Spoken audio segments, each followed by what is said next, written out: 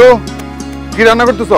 তুমি সকালবেলা যে মুরগিটা আনছো আর লাউ আনছো, ওই দেশি মুরগি দিয়ে লাউ তরকারি রান্ধুম। তোমার তো আবার মুরগি দিয়ে লাউ তরকারি খুব পছন্দ। বাহ বাহ, তাহলে আজকে অনেক মজা করে খামো।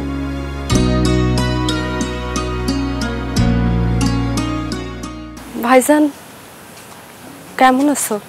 বাবা, মানে মুরগি আইনা দিতে না দিতে বইনার বইন জামাইটা দাওয়াত দিয়ে দিছো। ভাবি ভাইজান আমাকে দাওয়াত দেয় নাই, আমরা নিজের থেকে আইছি। হয়েছে, তোমাকে ভাই বোনের এই ঢং আমার আর ভাল লাগে না। নতুন নতুন জন ছিল তখন ভাল লাগতো, এখন পুরানো হয়ে গেছে। মিতু, সালমা ঠিকই কইছে, আমি তো ওকে দাওয়াত দিই নাই।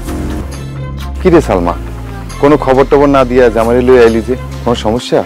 ভাইজান আমার মাইয়াটা খুব অসুস্থ, ওর হার্টের মধ্যে একটা ছিদ্র ধরা পড়ছে।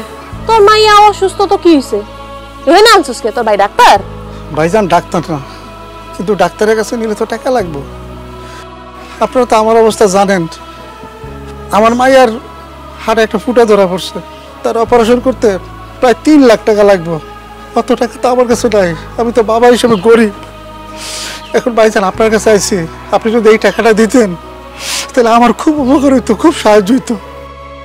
টাকাটা না হইলে আমি আমার মায়ের বাঁচাতে পারবো না ভাইজান। আপনি আমার সাহায্য করেন ভাইজান, আপনি আমার সাহায্য করেন। কি সাহায্য করবো? আপনার কথাবার্তা শুনে তো আমারও অবাক লাগতেছে। এমন করে টাকা চাইতেছে, আমার সময় মনে হয় কোন শিল্পপতি যে কইলেন আর গাড়ি গাড়ি টাকা তোরে দিয়া দিল। আরে আমরা নিজেকে সংসার ঠিক মতো চালাইতে পারতেছি না, টাকা পয়সা কত কষ্ট, আপনার টাকা দেবো কই থেকে? তোর ভাবি ঠিকই কইছে সালমা, আমি অত টাকা কই থেকে দিব? আমার কাছে তো অত টাকা নাই। তোমার কাছে যেহেতু এখন টাকা নাই, তাহলে তুমি একটা কাজ করো, আমার ভাগের যে জমি জমা সম্পত্তি আছে ওগুলা তুমি আমারে বুঝায় দাও। ওগুলা বেচে যে টাকা হইব ওগুলা দিয়ে আমি আমার মাইয়ার চিকিৎসা করামু। ওরে হারামজাদি, এইটা তোর আসল মতলব তাই না? তার মানে তুই তোর মাইয়ার অসুখের বাহানা করে এই বাড়িতে এসেছিস তোর ভাইয়ের জমি হাঁকাইতে? এই নিমো খারাম, 2 দিন পর পর যে এই বাড়িতে উঠোস, আয়া যে এক গাদা করে খাস কইতে কাহে? হ্যাঁ, 2 দিন পর পর তোর ভাই যে এই জিনিসপাতি পাঠায়, এই গিফট টিফট পাঠায়, এটা কইতে কাহে? তোর এই ভাগের টাকা থেকে তো আহে। সারাদিন এই বাড়িতে পয়রা থাকে, এই বাড়িটা খায়, আবার এই বাড়ির ভাগ চায়। কত বড় নিমো খারাম! শুন, কান খুললা শুনা রাখ, এই বাড়ির 1 তোলা ভাগ তুই পাবি না। কত বড় সাহস, ভাগ লইতেছে। যাই বাড়ি থেকে বাইরে। ভাবি, আমরা আপনার কাছে ভিক্ষা চাইতে আসি নাই, আমরা এসে এখানে তার অধিকার, তার বাপের জমির ভাগ চাইতে। আমরা কি আপনার সম্পত্তির ভাগ চাইতেছি নাকি ভাইজানের সম্পত্তির ভাগ চাইতেছি? ভাইজান আপনি কি লিয়া কথা কইতেছেন না? আমার বউয়ের সম্পত্তির ভাগ ওরে বুঝাইয়া দেন। ভাইজান বিশ্বাস করো, আমি তোমারে বিপদে ফেলতে চাই নাই। যদি আমার মেয়েটা অসুস্থ না হইতো তাহলে ভাইজান আমি সম্পত্তির ভাগ চাইতাম না, বিশ্বাস করো। ভাইজান এখন যেহেতু বিপদে পড়ে গেছি, এখন তো আমার আর কিছু করুন নাই। ভাইজান তুমি আমার সম্পত্তিগুলো বুঝাই দাও, আমি ওগুলো বেঁচে আমার মায়েরটা চিকিৎসা করাই। ভাইজান আমার মায়েরটার কিছু হইলে আমি বাঁচব না ভাইজান। ভাইজান তুমি ওর কিছু হইতে দিও না ভাইজান। আব্বার সম্পত্তি কোথায় কতটুকু আছে এটা আমি দলিলপত্র না দেখে কইতে পারবো না। আমার একটু সময় দে, আমি দলিলপত্র দেখে নিই, তারপর তোর ভাগের অংশ তোরে আমি বুঝাই দিব। ভোগের মূল্য পাইছো, চাইলে আর দিয়ে দিবা? চুপচাপ থাকবা, কোনো কথা কইবা না। আর তুই খারাপ আসিস কে লেগা? কইছি না বাইরেতে আমি বাইচা থাকতে এই বাড়ির 100টা ভাগও তোর আমি দিমু না। ভালো ভালো কইতেছি, বাইরে নালে কিন্তু একদম ঝাঁটা দিয়া বাইরে বাইর করমু। ভাবি, আপনি সম্পত্তির ভাগ দিবেন না মানে? এই সম্পত্তি হচ্ছে আমার বড় হক, আমার বড় অধিকার। ভালো ভালো কইছি, শুনলেন না তো? এই সম্পত্তির জন্য আমি বিচার বসামু, সালিশ বসামু। এই সম্পত্তি কিভাবে আদায় করে নিতে হয় আমরা দেখতে চামু। হ্যাঁ, দেখুন দেখুন কি করে। যাই বাড়ি থেকে। চলো।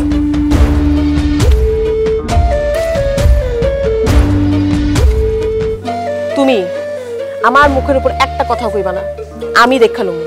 আইসে জমি ভাগ দিতে। যাও এখান থেকে, যাও।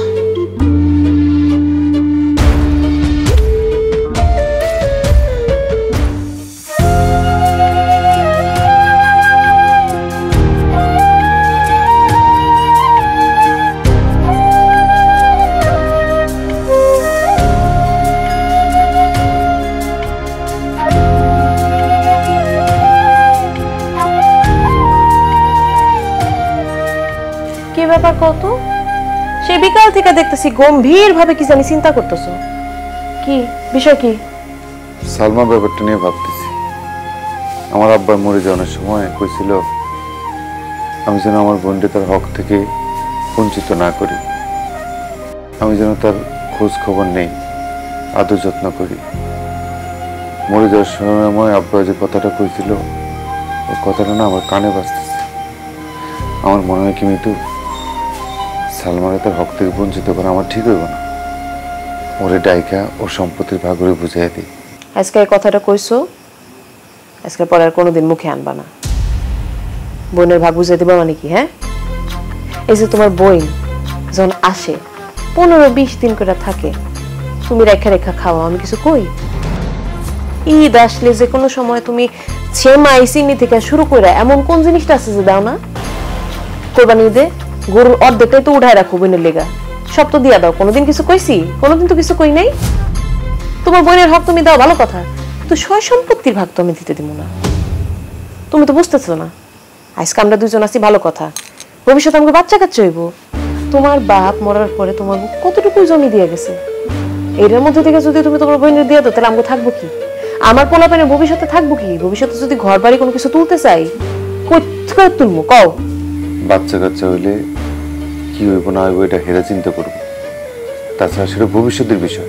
কিন্তু এখন আমার ভাগ্নিটা অসুস্থ, আর আমার ভাগ্নিটা যদি কিছু হয়ে যায়, আমার বোনও বাঁচবো না। আর ভাই হইয়া আমি এটা কেমনে সহ্য করবো তুমি কও? আর আমি যদি এই সময় বোনের পাশে না দাঁড়াই, এটা আমার পাপ হইব, এলাকার লোকজন সিসি করবো। শোনো, সবসময় বাইরে থেকে যা দেখা যায় তা সত্যি হয় না। তোমার বোনের মাইয়ারা অসুস্থ লাগতেছে, তার মানে এই না যে সত্যি সত্যি সে অসুস্থ। এটি সব তোমার বোনের চাল। তোমার বোন যে কত চালাক এটা তো তুমি জানো না। ভাগ্নির অসুস্থতার বাহানা কইরা সয় সম্পত্তি সব নিতে চাইতেছে, আর কিছুই না। না, আমার বোন মিথ্যা কথা কয় নাই। আমার ভাগ্নিটা সত্যি অসুস্থ, তারা দেখি মনে হয়েছে সে অসুস্থ। কেন তুমি দেখো নাই? অসুস্থ হলে অসুস্থ, সমস্যা কি? ওর বাপ মা আছে না, নাকি মরে গেছে? আর বাপ মাও চিকিৎসা করবো, তোমার তো মাথা কামানোর দরকার নাই। তুমি যদি আমার কথার বাইরে গিয়া বোনের সয় সম্পত্তির ভাগ দিতে চাও, আমি কিন্তু মাইনা নিমুনা কইলাম। আর আমি যদি টের পাই, আমি তো তোমার সংসার করবো না। আজকে দিতে চাইছো, ভালো কথা, এই কথা মাথা থেকে জায়গা দাও। আজকের পরে কোনোদিন আনবা না। খাওয়ান রেডি করছি, খাইতে আহো।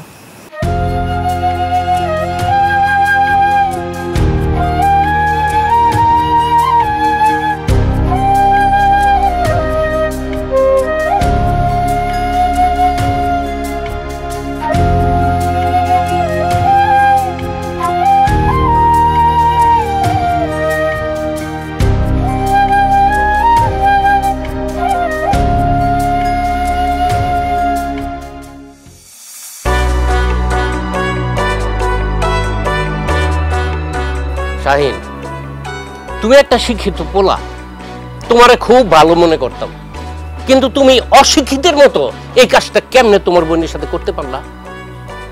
আমি কি করছি চাচা? কি করছো তুমি জানো না?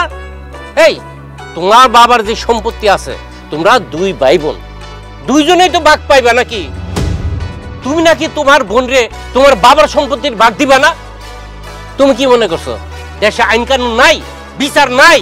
আমরা কি এই গ্রামে আছি না, নাকি নাই?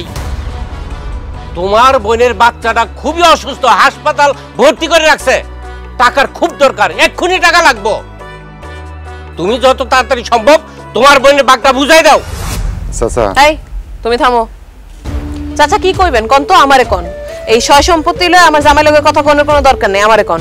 সয় সম্পত্তির ব্যাপারে তোমার সাথে কথা কমকে লিখে? হ্যাঁ, তোমার শ্বশুর কি মরার আগে তোমার নামে লিখে দিয়ে গেছে সব? না, লিখা দেয় নাই, কিন্তু এখন এই জমি জমা সবকিছুর মালিক আমার স্বামী। তাই এই জমি জমা নিয়ে কোনো কিছু কথা বলতে হলে আমার স্বামীর সাথে না, আগে আমার সাথে কথা বলতে হবে। তাছাড়া ওগো যে কোনো বিপদে আপদে সুখে দুঃখে যখন যা দরকার পড়ছে সবকিছু সাহায্য করছি, তাহলে আবার জমির ভাগ দিতে হবে কেন? সম্পত্তির ভাগ দিতে হবে কেন? শোনো বৌমা, আমিও কিন্তু আমার বোনের সাহায্য সহযোগিতা সবসময় করতেছি। এই জন্য কি আমার বাবার সম্পদ আমার বোনে ভাগ পাইবো না? তার কি ভাগ দিব না? বৌমা তুমি বুঝতেছো না কে লেগা? এটা হলো ভাইয়ের প্রতি বোনের হক। দেখেন, আপনার পরিবারের কোনো কথা আমরা না গলাইতে চাই নাই। আপনার বোনের আপনি সয় সম্পত্তি দিবেন না সাহায্য করবেন, এটা আপনার ব্যাপার। আমগো পরিবারের ব্যাপারে আপনি নাক গলাইতে আইহেন না, ঠিক আছে? আপনার অন্য কোনো কাম থাকলে ওটা করেন গিয়া। বৌমা, তোমার কত বড় সাহস আমার সাথে বেয়াদবি করো? তুমি জানো আমি কে? এখানে এখন যাই একটা আমিনটাকে লইও, আমি দাঁড়ায় থাইকা এই সালমার বাঘ বুঝাই দিয়ে যাবো এক্ষুনি আজকা। বাঘ বুঝাই দেওয়ার পরে তোমাদের সম্পত্তি আমি নগদ টাকা দিয়ে কিনে নিব। কি কোন সিদ্দিক ভাই? হ্যাঁ ঠিক আছে, তোমরা কোনো টেনশন করো না, তোমরা চিকিৎসা চালিয়ে যাও, আমরা আছি না? না না চাচা, আমার বাপের ভিটায় অন্য লোক আসুক এটা আমি চাই না। আমার বোনের সম্পত্তি আমি তারে বুঝাই দিব। এই কি বড় সম্পত্তি বুঝাই দিবা কি কইতেছ এগুলা আরে তুমি চুপ থাকো না চাচা, আমার বাপের কোথায় কি সম্পত্তি আছে, কত টাকা সম্পত্তি আছে, এই আইডিয়া তো আপনার আছে। সম্পত্তি তো আর এখন দিতে পারুম না, আপনি এক কাজ করেন, আমার বোনকে কয় টাকা দিতে হয় আপনি একটু মীমাংসা করে দেন। এই তো ভাইয়ের মতো কথা বলছো। শোনো, তোমার বাবা যে সম্পত্তি রেখে গেছে এর বাজার দর মানে বর্তমান বাজার দর মনে করো যে 15-16 লাখ টাকা হবে। তুমি এক কাজ করো, সালমারে 5 লাখ টাকা দিয়ে দাও। সালমা, তোর কোনো আপত্তি আছে? না চাচা, আমার কোনো আপত্তি নেই, আপনারা যেটা বলবেন সেটাই হবে। আমি শুধু চাচা আমার মাইয়াটারে বাঁচাইতে চাই। জামাই, তোমার কিছু করার আছে? না কাকা, আপনি মুরব্বী মানুষ, যে রায় দিচ্ছেন ওইটা আমরা মাইনা নিছি। বাহ, তাহলে তো সব কিছু ঠিকঠাক হয়ে গেল। কি কও শাহিন, তোর বাগনিটা খুবই অসুস্থ, হাসপাতাল ভর্তি, জরুরিভাবে অপারেশন করতে হইব। তুই যতটুকু সম্ভব 2-1 দিনের মধ্যে তারে টাকাটা বুঝে দিয়ে দে। ঠিক আছে চাচা, আমি টাকার ব্যবস্থা করতেছি। আচ্ছা ঠিক আছে।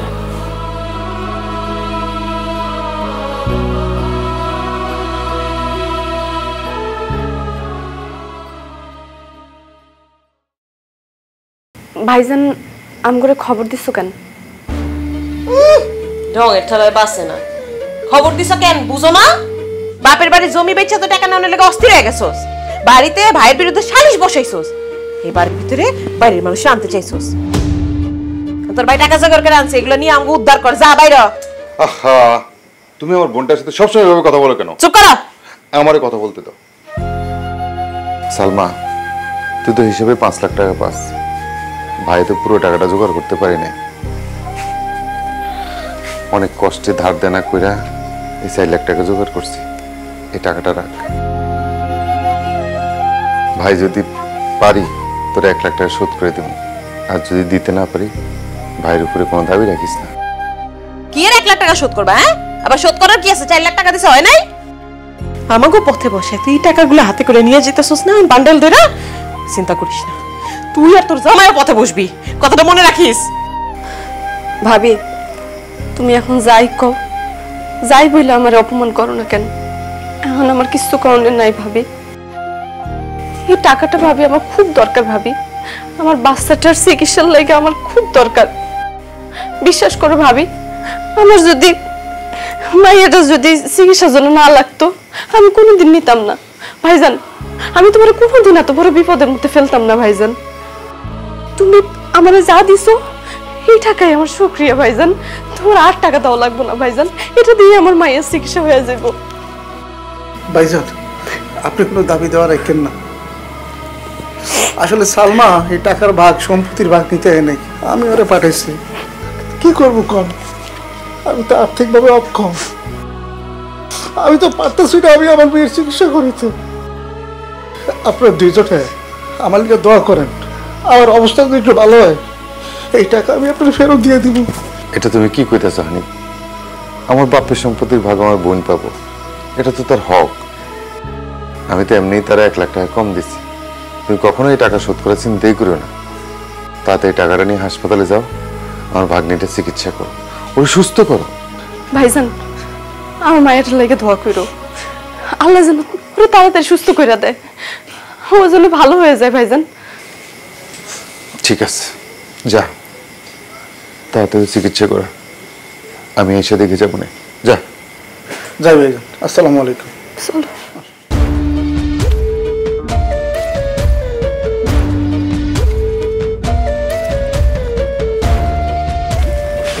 তোমার মতো বলদ মানুষ না আমি দুনিয়াতে একটাও দেখিনি। তোমার বোনে বিপদে পড়ছে ভালো কথা, 1-1.5 লাখ টাকা হাতে দিয়ে দিবা, কইতাছে 5 লাখ টাকা তো পাও না, আবার 4 লাখ টাকা দিয়েও দিছে হাতে করে। আচ্ছা, এটা তো আমার বোনের হকের টাকা, আমি কি তার হকের টাকা মাইরে দিমু? তাও তো 1 লাখ টাকা কম দিছি।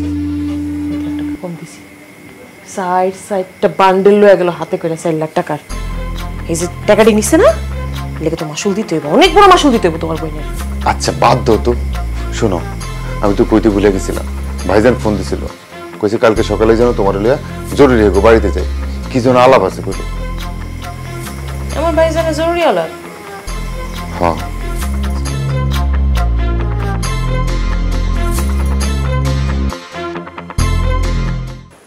কি ব্যাপার ভাইজান, কত হঠাৎ করে আম করে খবর দিলা, কি হয়েছে? মিতু বোন, তুই তো জানোসই যে অনেকদিন ধরে আমার চাকরিটা গেছে, আর দেশে তেমন কোনো চাকরির ব্যবস্থা করতে পারতেছি না। বেকার বৈশা থেকে আসলে সংসারের অবস্থা বুঝতেই পারতেছিস, চালানোই মুশকিল হয়ে গেছে। এই জন্য ভাবতেছিলাম যে বিদেশ চলে যাবো। হরে বোন, আমার এক ভাই সৌদিতে থাকে, ভালো ইনকামও করে আর একটা ভালো ভিসাও পাইছে। তাই তোমার ভাইরে আমি জোর করে কইতাছি যে বিদেশ চলে যেতে। ও ভাইজান বিদেশ যাবা? হ। তো খুব ভালো খবর। তোকে এই খবর দেওয়ার লাগে আমগো ডাকাইছিলা? না রে বোন, অন্য একটা কারণ আছে। বিদেশ যাইতে তো আসলে অনেক টাকার দরকার, না হইলেও 5-7 লাখ টাকার দরকার। অত টাকা তো আমার কাছে নাই। সেই জন্যই আমি চাইছি যে জমিটা বিক্রি করে বিদেশ যাব। কিন্তু আমি চাইলেই তো আর জমি বিক্রি করতে পারুম না, কারণ জমিতে তো তোরও ভাগ আছে।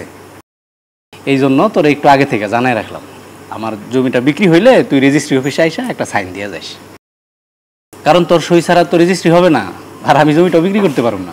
ভাইজান, আপনি বিদেশ যাবেন, খুব ভালো সিদ্ধান্ত নিয়েছেন। আসলে দেশে থেকে কোনো লাভ নাই।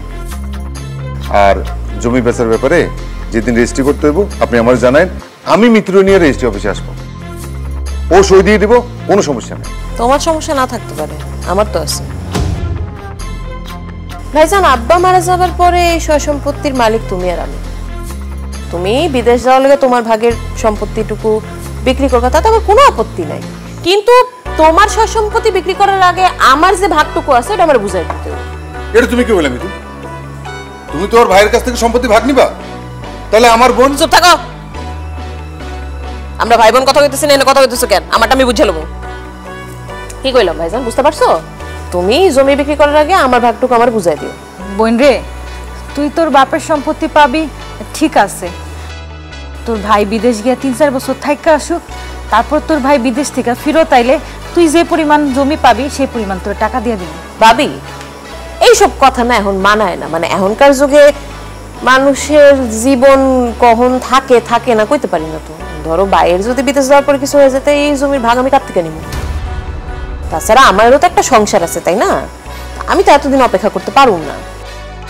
ভাইজান বিদেশ যাওয়ার আগে আমার ভাগটুকু আমার বুঝাই দিলে তারপরে সে বিক্রি করুক না করুক এটা তার ব্যাপার, সমস্যা নেই। বোন রে, তুই আমার উপর একটু বিশ্বাস রাখ। আর এখন যদি আমি তোর সম্পত্তির ভাগটা দিতে যাই, তাহলে আমি ভিসার টাকাটা ম্যানেজ করতে পারবো না।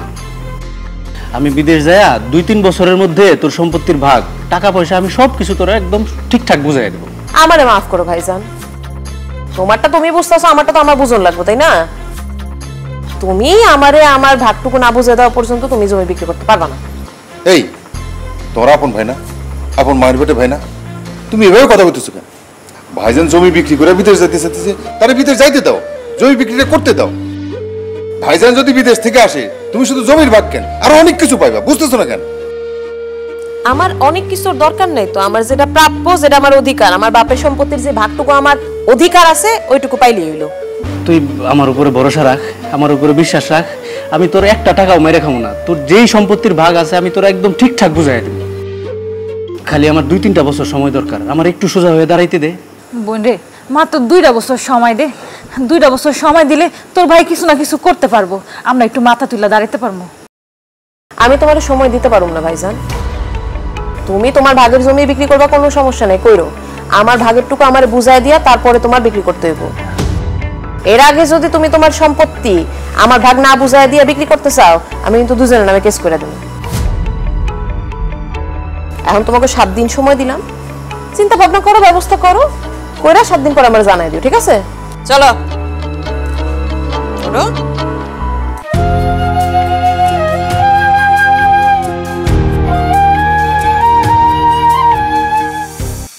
ভাইজান, ভাবি। আলমা, তুমি কেমন আছো? ভালো আছি ভাইজান, তুমি কেমন আছো? ভালো আছি। এই যে দেখো, তোমার কাছ থেকে টাকা নিয়ে আশার চিকিৎসা করাইছি, এখনো সম্পূর্ণ সুস্থ। সুস্থ হয়ে মামার সাথে দেখা করার জন্য পাগল হয়ে গেছে, এই জন্য তোমার সাথে দেখা করানোর লাগে নিয়ে আসি। আলহামদুলিল্লাহ, আমার মা সুস্থ হয়ে গেছে, ভালো লাগছে, আল্লাহর কাছে লাগছে। তুই এ বাড়িতে এসেছিস কেন? এটা কেমন কথা কও ভাবি? আমার বাপের বাড়িতে আমি আসুম না? এটা তোর বাপের বাড়ি আসিল, এখন আর এটা তোর বাপের বাড়ি না। তুই এই বাড়ির কেউ না। কেন ভাবি? আমি এই বাড়ির কেউ না কেন? কারণ তুই তোর ভাইয়ের কাছ থেকে সমস্ত সম্পত্তির ভাগ নিয়ে গেছস। সম্পত্তির ভাগ যখন নিয়ে গেছস, এই বাড়িতে আর তোর কোনো অধিকার নাই। তোর যত হক ছিল, যত অধিকার ছিল, সম্পত্তির ভাগ নেওয়ার সাথে সাথে সব শেষ। আর কখনো আমার এই বাড়িতে আবি না। তোর মাইয়ারে নিয়ে তাড়াতাড়ি বাইর হ। এটা তুমি কেমন কথা কইতেছো? আমার বোন সম্পত্তি ভাগ নিছে বলে সে কি এই বাড়িতে আইবো না? এটা তার বাপের বাড়ি, তার অধিকার এই বাড়িতে সবসময় আছে। কিসের বোনের অধিকার থাকবে? ও যদি তোমার বোনই হইতো, ও যদি তোমার নিজের ভাই মনে করতো, এই বাপের বাড়ির থেকে, সম্পত্তির থেকে ও এভাবে ভাগ নিয়ে যেত না। এই সম্পত্তির ভাগ নিয়ে আবার এই বাড়িতে কোন মুখে আইছস? লজ্জা করে না তোর? আমি বিপদে পড়ে সম্পত্তির ভাগ নিছি। ভাবি, এটা আমার বাপের বাড়ি। তুমি আমার বাপের বাড়ি থেকে আলাদা করে দিও না। আমার ভাইজানের কাছ থেকে আমারে আলাদা করে দিও না ভাবি। আমি ভাইজানরা ছাড়া থাকতে পারুম না ভাবি। এখানে আমার জন্ম, এখানে আমার অনেক স্মৃতি, বাবা মার কবর এখানে। আমি এখানে না এসে তো থাকতে পারুম না ভাবি। তুমি আমারে আলাদা করে দিও না ভাবি। এত কিছু আছে আপনার মাথায়? তো এত কিছু যখন আছে, তাহলে সম্পত্তির ভাগ নিছিলি কেন? সম্পত্তির ভাগ নিয়ে এখন মায়া দেখাইতে আসছিস না? তোর মাইয়ারে নিয়ে এখন এই মুহূর্তে আমার বাড়ি থেকে যা। যদি না যাস, ঝাড়ু দিয়া বাইরে বের করবো। ভাইজান, তুমি চুপ করে আইছো কেন? তুমি কিছু কও। আমি এই বাড়িতে না এসে কেমনে থাকুম? তোমার না দেখে কেমনে থাকুম ভাইজান? সে বললে হলো নাকি? এটা তোর বাপের বাড়ি, তো যখন খুশি তুই এই বাড়িতে থাকবি, আসবি। মিতু, আমার বোন সম্পত্তি ভাগ নিছে বলে তার কি হক শেষ হয়ে গেছে? ভাইয়ের কাছে বোনের হক কখনোই শেষ হয় না। আমার বোন এই বাড়িতে সবসময় আইবো। আয় সালমা, তুই ঘরে আয়। খবরদার, তুমি যদি ওরে বাড়ির ভিতরে ঢুকো, আমি কিন্তু তোমার লগে সংসার করব না। আমি এখন এই মুহূর্তে তোমার তালাক দিয়ে যামুগা। সে সম্পত্তির ভাগ নিয়ে গেছে, তার মানে তার সাথে তোমার কোনো সম্পর্ক নাই। তার ভাইয়ের প্রতি তার যত হক আছিল, সব হক শেষ। এত কিছুর পরে যদি তুমি ওরে এই বাড়িতে ঢুকাও, তাহলে আমি কইলাম সোজা আমার বাপের বাড়ি চলে যাবো। কারণ তুমি সিদ্ধান্ত নাও, তুমি কি চাও? তুমি আমার সাথে সংসার করবে নাকি তোমার বোনের এই বাড়িতে ঢুকতে দিবা? ভাইজান, আমার জন্য তোমার সংসারের কোনো ক্ষতি হোক সেটা আমি চাই না। তুমি সুখে শান্তিতে সংসার করো ভাইজান। আমি আর কোনোদিন এই বাড়িতে আসুম না। তোমার কাছে খালি একটাই অনুরোধ, তুমি আমারে ভুলে যাইও না। আমার বাপ মা কেউ নাই, আপন বলতে তো শুধু তুমি আছো। ভাবি তো আমারে এই বাড়িতে আর আইতে দিব না। তুমি একটু মাঝে মধ্যে আমার ওই বাড়িতে গিয়ে দেখে আইসো। আমি তোমার কাছে আর কিছু চাই না ভাইজান, আর কিছু চাই না। আচ্ছা, সালমা, আমার কথা শুনে যা বোন। আমার বোন সম্পত্তির ভাগ নিছে দেখা তুমি তারে আজকে বাড়িতে ঢুকতে দাও নাই। কাজটা তুমি ঠিক করছো মিতু? একদম ঠিক করছি। ঠিক করি নাই কেন? বাপের সম্পত্তির ভাগটা যখন নিয়ে গেছে, ওই টাকার সাথে সাথে নিজের সম্পর্কও বেঁচে দিছে, নিজের অধিকারও বেঁচে দিছে, বোনের হকও বেঁচে দিছে।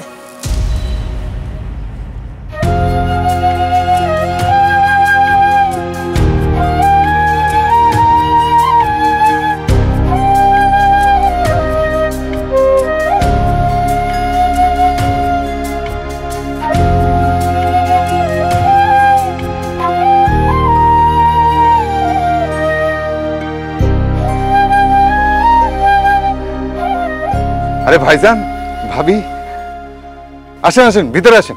না না, ঘরে যাবো না। মিতু কই? আছে তো। মিতু, মিতু, দেখো কে আসছে। ভাইজান আসছে, ভাবি আসছে। ভাই ভাবি আসছো তোমরা? যাক, ভালো হয়েছে। তোমরা আজকে আইসো দেখা আর গেলাম না, নাইলে বিকালে তোমাকে বাড়িতে যেতাম। ভাইজান, সেদিন যে তোমারে কইলাম আব্বার সয় সম্পত্তি ভাগ করতে হইব, তো ওই ব্যাপারে কি সিদ্ধান্ত নিলা? সিদ্ধান্ত নেই আর কি আছে, বাপের সম্পত্তির ভাগ তো তুই পাবি। ভাবছিলাম বিদেশে গিয়া টাকা পয়সা ইনকাম করে তারপরে তোর ভাগটা বুঝাই দেব, কিন্তু তোর যেহেতু এখনই লাগবো, কি আর করার, তাই তোরে তোর হিসাবটা বুঝাই দিতে এলাম। যাক, এটা বুদ্ধিমানে একটা কাম করছো ভাইজান। এলি কিন্তু কই সকাল থেকে আমার ডাইনারটা চুলকাইতেছে কেন? দাও, টাকাটি দাও। আব্বা যে সহায় সম্পত্তি রেখে গেছে সেটার হিসাব নিকাশ করলে 12-13 লাখ টাকা হয়। সেই হিসাবে তুই 4 লাখ টাকা পাস। বুঝতেই তো পারতেছস, আমি কয়দিন পরে বিদেশ যাবো, সেখানে অনেক টাকার দরকার। তাছাড়া তুই তো জানোসই, কয়েকদিন আগে তোর ভাবি অসুস্থ হইলো, সেখানেও অনেকগুলো টাকা চলে গেল। 4 লাখ টাকা জোগাড় করতে পারি নাই, 3 লাখ টাকা পারছি। দাও, টাকাটা দাও।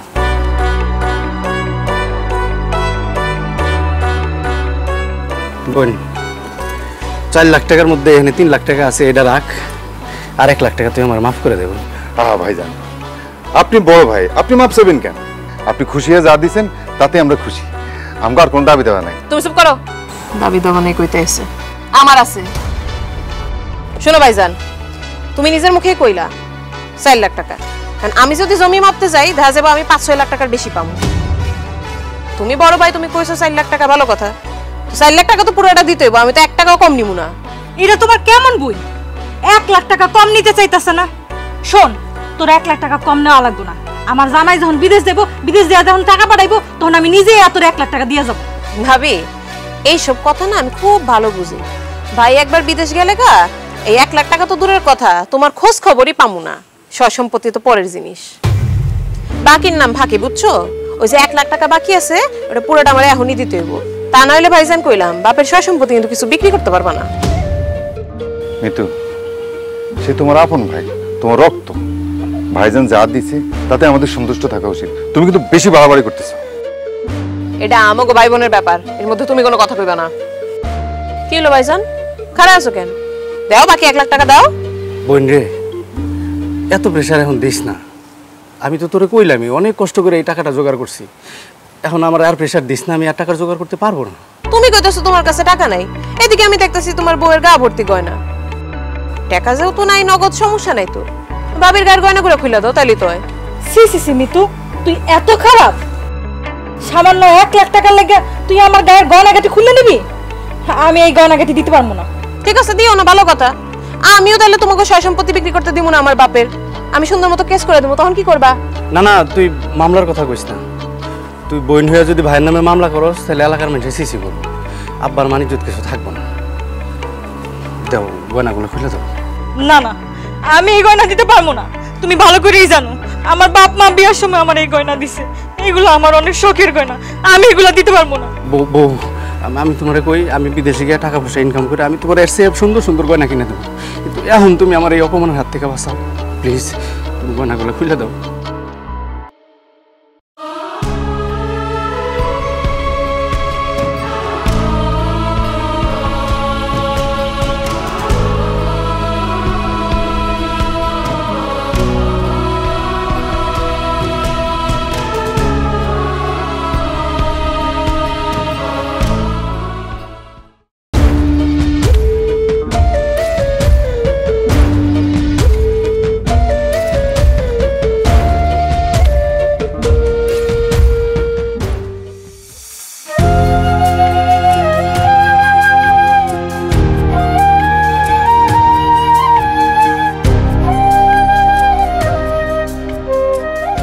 কি ব্যাপার সালমা, এত রাত করে তুমি বাড়ির বাইরে বসে রয়েছো মন খারাপ করে? চলো চলো তো, অনেক রাত দিছে, ঘরে যাবো, ঘুমাবো, আসো। আমার ঘুম আসে না, আমার খালি বুক ফাইটা কান্দো আসতেছে, ইচ্ছা করতেছে গলা ফাটায় কান্দি। আমার জন্মস্থান, আমার বাপের ভিটা, আমার বাপ মার কবর, আমি সেখানে যাইতে পারুম না। আমি এটা কোনোভাবে মানতে পারতেছি না। আমার ভাই আজকে থেকে আমার কাছ থেকে আলাদা হয়ে গেল। সালমা, আসলে কি করবো কও? তোমার সব কিছুর জন্য আমি দেয়, কারণ আমার টাকা পয়সা নেই, আমি গরিব মানুষ। আমার যদি টাকা পয়সা থাকতো, সম্পদ থাকতো, এটা বেচে হইলে আমি আমার মায়ের চিকিৎসা করাইতাম। আমি আমার বউরে জীবনও তার বাপের বাড়ি পাঠাইতাম আমার সম্পত্তির ভাগের জন্য। আমার বউ তার ভাইয়ের বউর কাছে অপমানিত হইব, এটা আমি চাইতাম না। এখন মনে হইতেছে আমি তোমার বিয়ে করে তোমার জীবন নষ্ট করে ফেলাইছি। না না, তুমি এমনি কইও না। আমার কপালে যা ছিল তাই হইছে। তো আমি তো আমার বাপের বাড়িতে না যা থাকতে পারুম না, আমি তোমার ভাইরে না দেখে থাকতে পারুম না। তুমি একটা কাজ করো, আমাকে ডাক্তারের কাছে নিয়ে যাও। কি কো? তোমার কি হয়েছে সালমা? তোমার আমি ডাক্তারের কাছে নেবো কেন? আমার কিছু হয় নাই, তুমি আমারে হাসপাতালে লও। আমি আমার কিডনি বেচে দিব। আমি ভাইজানের কাছ থেকে যে টাকাটা নিছি সেটা আমি আমার কিডনি বেচে আমি ভাবির হাতে দিয়ে দিব। আমি আমার বাপের বাড়িতে না গিয়ে থাকতে পারবো না, তুমি আমাকে নিয়ে চলো। তোমার কিডনি বিক্রি করো না, তোমার কিছু হয়ে গেলে আমার বাচ্চাটার কি হইব কও? যেমনি হোক যেইভাবেই হোক আমি তোমার ভাইয়ের টাকা শোধ করে দিই।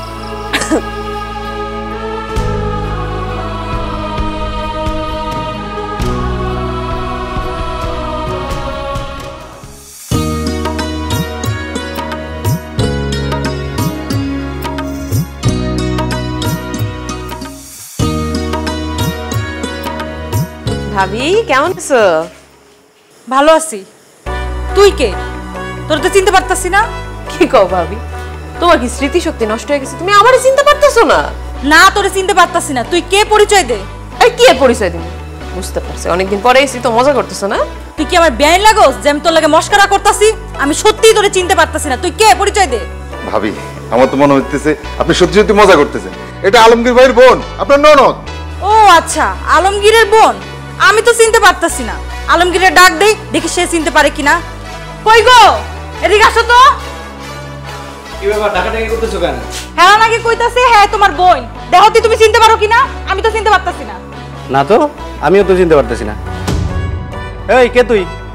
এই বাড়িতে কেন আইছস? আমি তো কিছুই বুঝতে পারতেছি না। তোমরা মানে না চেনার ভান করতেছো কেন? কি হয়েছে? ভাইজান, আমি তো তোমার বোন। এইভাবে কথা কইতেছো কেন? এইভাবে কথা কইও না তো। আমার বোন ছিল, কিন্তু এখন আমার কোনো বোন নাই, আমার বোন মরে গেছে। কি কইতেছো ভাইজান? তোমার ফোন মরে গেছে মানে? তোমার বোন মরে গেলে আমি কে? আমি কেমনে তোমার সামনে খাড়ায় আছি? তুই জোর করে আব্বার ভাগের সম্পত্তির ভাগ নিছস। এরপরে আমি বহুত কষ্ট করে 3 লাখ টাকা জোগাড় করছি। তুই 4 লাখ টাকা, 1 লাখ টাকার জন্য তুই আমার বউয়ের কাছ থেকে স্বর্ণ গয়না খুলে নিছস। তোর কারণে আমি বিদেশ যাইতে পারি নাই।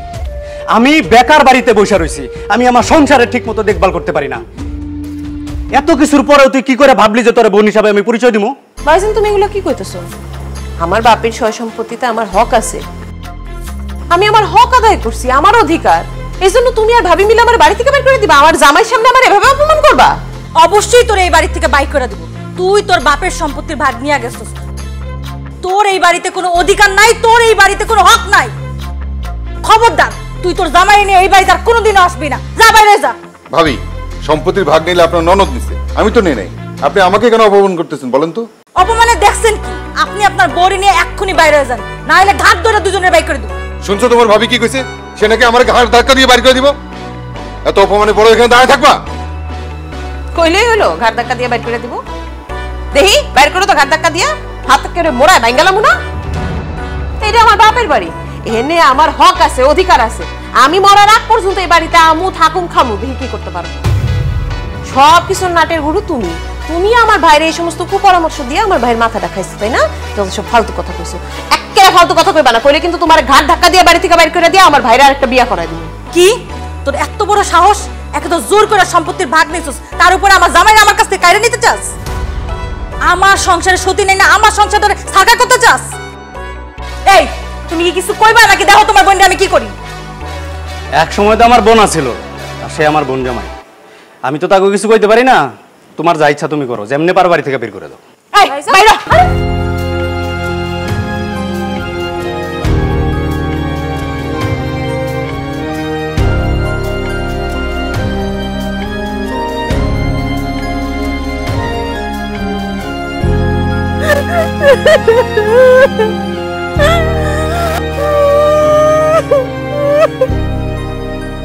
কি এখন কান্নাকাটি করতেছো কেন? এবার বুঝতে পারতেছো তো পাপ যে বাপেরও ছাড়ে না? তুমি যে পাপ করছো সেই পাপের উপযুক্ত শাস্তি আজকে তুমি পাইছো। আমি কি পাপ করছি যে আমি শাস্তি পাবো? কি এমন করছি যে আমার ভাই ভাবি আমার বাড়ি থেকে বাইর করে দিল? তোমার মনে নাই তুমি আমার বোনের সাথে কি কি করছো? তুমি তোমার বাপের বাড়ি থেকে সম্পত্তির ভাগ আনতে পারো, কিন্তু আমার বোন আমার কাছে সম্পত্তির ভাগ চাইলে সেটা দোষ হয়ে যায়।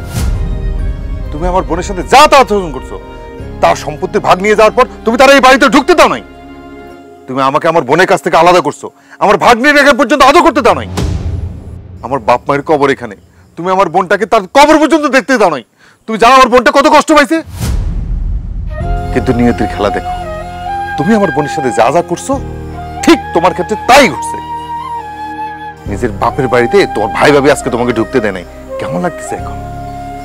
আমার বোনেরও কিন্তু সেদিন এরকম কষ্ট হয়েছিল, কিন্তু আফসোস তুমি আমার বোনের কষ্টটা বুঝতে পারো না। সবসময় অন্যের জায়গায় নিজের রাখা তারপর চিন্তা ভাবনা করবা। তুমি তার সাথে খারাপ ব্যবহার করতেছো, তোমার সাথে যদি একই ব্যবহার করে তাহলে তোমার কেমন লাগবে? এখন তুমি বুঝতে পারছো সেদিন আমার বোনের কতটা কষ্ট হয়েছিল, আজকেও ঠিক তোমার ততটাই কষ্ট হয়েছে। বিশ্বাস করো, আমার কষ্টে বুকটা বেড়ে যাইতেছে। এবার বুঝছো তো আমার বোন সেদিন কত কষ্ট পাইছে? আর বললো না শাহিন, আমি আর সহ্য করতে পারতেছি না। আসলে আমি আমার ননদের সাথে খুব খারাপ ব্যবহার করছি। আমার ননদরে আমি বাড়িতে ঢুকতে দিই নাই, তার ভাইয়ের কাছ থেকে, তার বাপের বাড়ি থেকে তারা আলাদা করছি। আমি অনেক বড় অন্যায় করছি, সে অন্যায় শাস্তি আমি পাইছি। আজকে যখন আমার ভাই ভাবি আমার বাড়ি থেকে বাইর করে দিয়েছে, তখন আমি বুঝতে পারলাম যে আমি কত বড় অন্যায় করছি। শাহিন, আমার সালমার বাড়িতে নিয়ে চলো, আমি ওর কাছে মাফ চাবো, আমারে নিয়ে চলো। আমি যে কষ্ট পাইছি, আমি জানি না শুনে এই কষ্ট সালমারে পাইতে দিব না। আমি জানি না আমার বাপের বাড়িতে জীবনে যাইতে পারবো কিনা। সালমারে তার বাপের বাড়িতে, তার ভাইয়ের বাড়িতে নিয়ে আসবো, আমার নিয়ে চলো সালমার বাড়িতে। ঠিক আছে, চলো।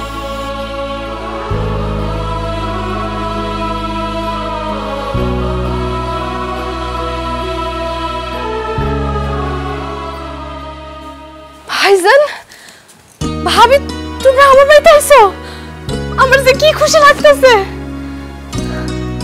এই কই তুমি, দেখা যাও, ভাইজান আর ভাবি আইছে। আমার যে কি খুশি লাগতেছে, আমি বুঝাইতে পারব না। আসসালামু আলাইকুম। আরে ভাই ভাবি আপনারা আমগো বাড়িতে? আরে বাইরে খাড়া করে রাখছো কি লিগা? ভাই ভাবি আইন ঘরের ভিতরে আইন। আরে আমি নিয়ে যেতেছি, তুমি একটা কাজ করো তো, তুমি জলদি জলদি বাজারে যাও, বাজারে যে মাছ মাংস যা পাবা সব লয়ে আইবা। আমি আমার ভাইজান আর ভাবিরা নিজ হাতে রান্না করে খাওয়ামু। ঠিক আছে, তুমি ঘরের মধ্যে বসো, আমি আইতেছি। দাঁড়ান ভাইজান। সালমা, আমি আজকে তুঙ্গ বাড়িতে খাইতে আসি না, আমি আসি ক্ষমা চাইতে। ক্ষমা চাইতে আসছো? কার কাছে ভাবি? তোমার কাছে ক্ষমা চাইতে আসছি সালমা। তোমার বাপের বাড়ির সম্পত্তিতে তোমার হক আছে, অধিকার। তুমি সেই অধিকার চাওয়ায় আমি তোমার সাথে অনেক খারাপ ব্যবহার করছি। তোমার বাপের বাড়িতে যাইতে দিই নাই, তোমার বাইরে থেকে আলাদা করছি। এমনকি তোমার বাবা মার কবরটা পর্যন্ত আমি দেখতে দিই না, ওদের মাফ করে দিই। আমি অনেক বড় পাপ করছি, অন্যায় করছি। আজকে যখন আমার সাথে একই ঘটনা ঘটছে, তখন গিয়ে বুঝতে পারছি কত বড় ভুল করছি। জানো বোন, আমার ভাই ভাবিও আমারে আমার বাপের বাড়িতে যাইতে দেয় নাই, আমার ঘাট ধাক্কা দিয়ে বাইর করে দিচ্ছে। আমি তারই শাস্তি পাইছি। তুমি আমারে মাফ করে দাও বোন, তুমি আমারে মাফ না করলে উপর আল্লাহ আমারে কোনোদিন মাফ করবে না, আমি শান্তি পাবো না। সিসি ভাবি, আপনি আমার বড় ভাইয়ের বউ, আপনি আমার মুরব্বী, আপনি আমার কাছে ক্ষমা চাইলে আমার তো পাপ হইব ভাবি। আপনার উপর আমার কোনো রাগ অভিমান কিছু নাই ভাবি। আপনি যে আপনার ভুল বুঝতে পারছেন, এতেই আমি খুশি। আমার মনে যত দুঃখ কষ্ট ছিল আজকে সব শেষ হয়ে গেছে ভাবি। শুধু একটা কথা দাও ভাবি, আজকের পর থেকে আর আমারে আলাদা করে দিবা না, আমরা সবাই একসাথে মিলেমিশে থাকবো। হরে বোন, আমি তোর কথা দিতেছি, এখন থেকে তোর ভাবি আর কোনোদিন তোকে আমাদের বাড়িতে যাওয়া নিয়ে কোনো খোঁটা দিব না। তো যখন খুশি তুই বাড়িতে যাবি, যতদিন খুশি থাকবি। আমার যদি সাধ্য আছে তোর আমি তাই খাওয়াবো। আর একটা জিনিস মনে রাখিস, বোনের হক ভাইয়ের প্রতি কখনোই শেষ হয় না। কি আমি কি ঠিক বলছি? ঠিক বলছো। সালমা, ভাইজানরে বাজারে পাঠাতে চাইছিল না? কোনো দরকার নেই। আজকা তুমি আমাগুলোকে আমগো বাড়িতে না, আমাগো বাড়িতে না, তোমার বাপের বাড়িতে চলো, আমরা সবাই মিলে ওই বাড়িতে যাবো। তোমার ভাই বাজার করবো, আমরা সবাই মিলে আনন্দ করবো।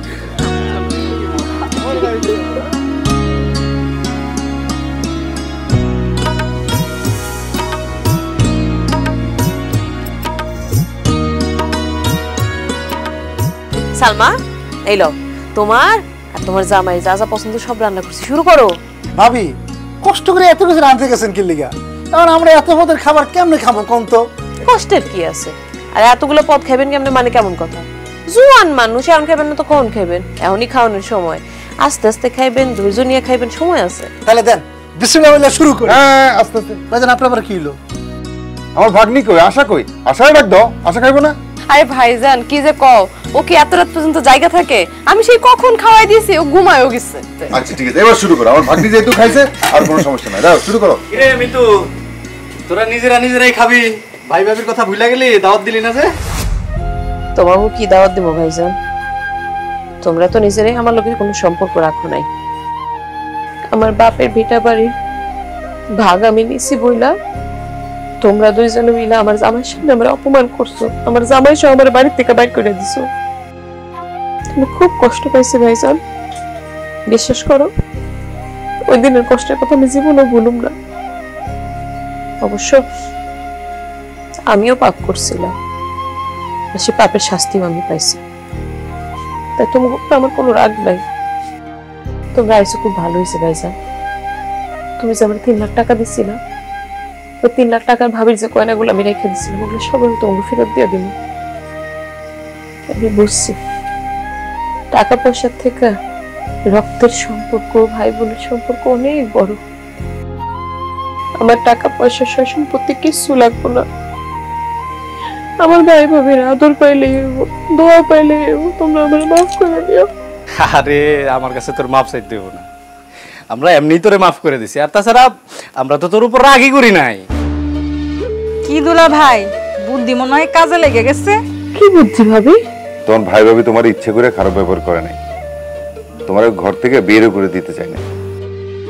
আমি ভাই ভাবিরে শিখাই দিছি যেন তুমি ওই বাড়িতে গেলে তোমার আর আমার ঘাড় ধাক্কা দিয়ে বাড়ি থেকে বের করে দেয়। তোমার বাপের বাড়ি থেকে তোমার বাইর করে দিলে তুমি যে আমার বোনের সাথে অন্যায় করছো, ভুল করছো, তা যেন তুমি বুঝতে পারো। শোনো, বোনের হক ভাইয়ের কাছে কখনোই শেষ হয় না। আর এই জিনিসটা বোঝানোর জন্যই ভাইজানরা আমি অনুরোধ করছি তোমার সাথে এই আচরণ করতে। ভাই ভাইয়ের কোনো দোষ নাই, তারা যা করছে আমার কথা দিয়ে করছে, তুমি তাদের উপর রাগ রাখো না। তুমি একদম ঠিক কাজ করছো। তুমি যদি এই কাজটা না করতা, আর ভাই ভাবি যদি তোমার সঙ্গ দিয়ে আমার সাথে এই আচরণটা না করতো, আমি জীবনে আমার ভুলটা বুঝতে পারতাম না। কিন্তু আমি কথা দিতেছি, আজকের থেকে আমরা সবাই মিলেমিশে থাকুক, একলগে থাকুক। সয় সম্পত্তি ভাগাভাগি এই সমস্ত কথাবার্তা আর কোনোদিন মাথায় আনুন না। সবাই একলগে সুখে শান্তিতে থাকুক। ভাইজান বসো, আমরা সবাই একলগে মিলেমিশে খামো। ভাবি তুমি আসো তো, তুমি আমার পাশে বসো। ভাইজান তুমি চেয়ারটা টান দিয়ে নিয়ে আসো, আমি তোমার খাওয়ান বাড়ি।